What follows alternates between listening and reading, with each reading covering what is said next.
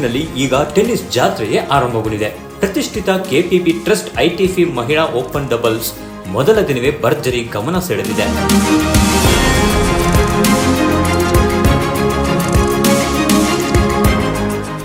ಮೊದಲ ದಿನದ ಆಟ ಆರಂಭಕ್ಕೂ ಮುನ್ನ ಉದ್ಘಾಟನೆ ಭರ್ಜರಿಯಾಗಿತ್ತು.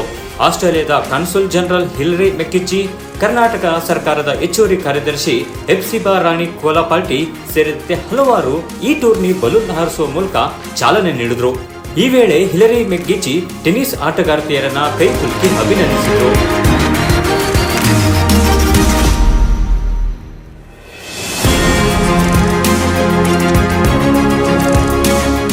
ಬೆಂಗಳೂರಿನ ಕೆಎಸ್ಎಲ್ಟಿಎದಲ್ಲಿ ಈ ಟೂರ್ನಿ ನಡೆಯುತ್ತಿದ್ದು, ಮೊದಲ ದಿನ ರಶ್ಮಿಕಾ ಹಾಗೂ ವೈದೇಹಿ ಪಡೆ ಋತುಜಾ ಭೋಸ್ಲೆ ಹಾಗೂ N ಶುವೋ Leong ಜೋಡಿಯನ್ನ ಸೆಣಸಾಡಿತು.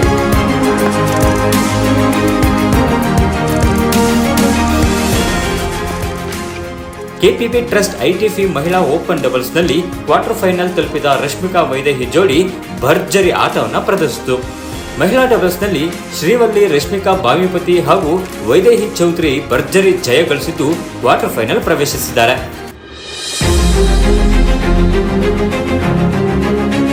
Pre quarter final ನಲ್ಲಿ ಭಾರತದ ಜೋಡಿ ಋತುಜಾ ಭೋಸ್ಲೆ ಮತ್ತು ಎನ್ ಶುವೋ ಲಿಯಾಂಗ್ ಅವರನ್ನ 7-5, 6-0 ನೇರ ಸೆಟ್ಗಳಿಂದ ಸೋಲಿಸಿತು. $40,000 ಅಮೆರಿಕನ್ ಬಹುಮಾನ ಮೊತ್ತದ ಈ ಟೂರ್ನಿಯಲ್ಲಿ ಇಂದು ಕೂಡ ಸಾಕಷ್ಟು ಪಂದ್ಯಗಳಿವೆ. ನೀವು ಬೇಕಾದ್ರೂ ಈ ಪಂದ್ಯಗಳನ್ನ ಬಂದು ನೇರವಾಗಿ ವೀಕ್ಷಿಸಬಹುದು.